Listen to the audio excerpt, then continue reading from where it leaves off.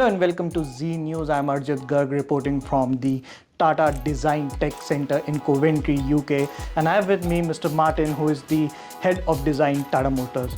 Mr. Martin, thank you for talking to Z News. Thank you for coming over. Thank you very much.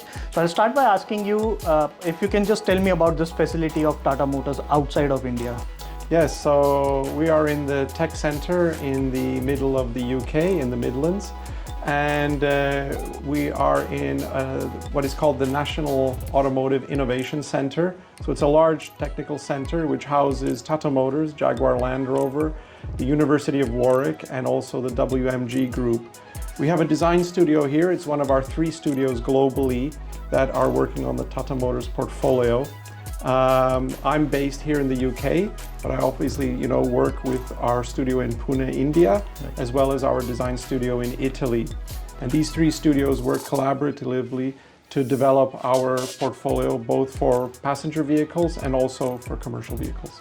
Talking about the portfolio of Tata Motors, especially in India, you guys have really pivoted in the last 5 to 7 years. All the new Tata cars have this new design language that makes them stand apart from the competition. And one of the major reasons that Tata is selling like hotcakes is the design of the vehicle. So what has changed in the past few years? Well, to be honest, design has always been instrumental in our portfolio and our DNA. Mr. Tata obviously has a background and a very sensitive feel for design. And so that's always been an investment that has been made in our portfolio. Obviously, in the last couple of years, as our portfolio has grown, our confidence has grown. And you can see with that growth, you can see the customers really resonating with our design products and our design language. In the past couple of years, we have seen Tata Motors pushing through the electric vehicles, and becoming the largest EV maker in India as far as the 4-wheelers are concerned. You have the Nexon, the Tiago, the Tigor, upcoming product already showcased at the 2022 Auto Expo. Do you think as a designer, it is difficult to design an electric car as compared to an ICE car? No, not at all. Actually, I don't see any difference at all.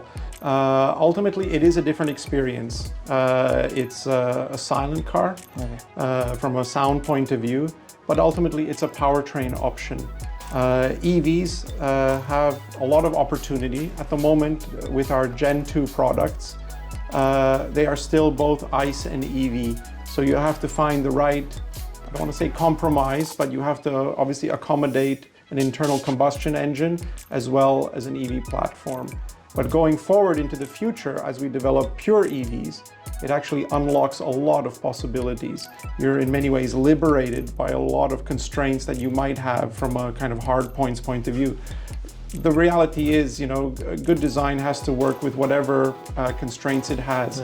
It's not only a powertrain, it's not only cost, but also, who is your customer and who are you catering that product to? You always have to maintain that as a focal point. If you're not thinking about how the customer uses the product, then your design will fail, no matter how attractive it is. And lastly, as a designer, there's always a constant tussle between getting the exterior right or getting the interior right. Which is your favorite among the both, interior or the exterior? Exterior is like the first impression you get from the car. Interior is like where you spend most of the time is the functionality. What is your go-to thing, exterior or interior? Well, to be honest, I have to give you maybe a disappointing answer in the sense that both are important. As you said, the exterior is the emotional aspect. You see the exterior, it's the first read you have of the vehicle usually, and it's a kind of love at first sight. You will make that decision within 3 to 5 seconds, rationally or irrationally. So it's very much emotion. The exercise of exterior design is a sculpture. So again, it's a very emotional exercise. Interior design is a very rational exercise because you have to consider ergonomics, comfort, safety, interface, and overall it's about an atmosphere and an ambience as you sit in that vehicle and whether you're driving it or you're the passenger. Over the course of my career, I started my life as an interior designer, and then I migrated to exterior designer. Both are just as important. Going forward, traditionally exterior was seen as more important than interior design, traditionally. Over the course of my career, you've seen it balance out And with the Avinia, for instance, the car that you've seen that we showed a year and a half ago as a concept, we did that interior first. So one of our goals with our design language is it's human-centric. So we really considered about what is the experience that the people are using when they are experiencing this vehicle. And we started with the interior, we started with the layout. The interior layout dictated the proportions of the car. It created the exterior. So in many ways, the exterior was a default after effect of the interior layout. Right. Thank you for talking to Z News. No, thank you.